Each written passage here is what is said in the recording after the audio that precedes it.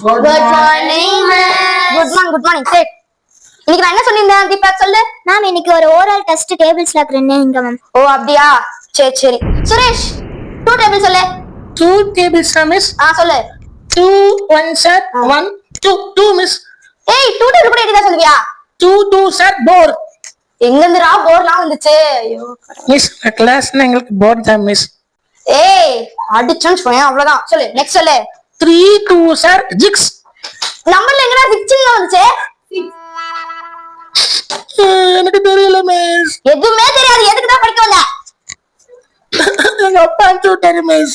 ஐயோ கடவுளே இதே சொல்லி சொல்லி என்னடா பண்ணிடு கடவுளே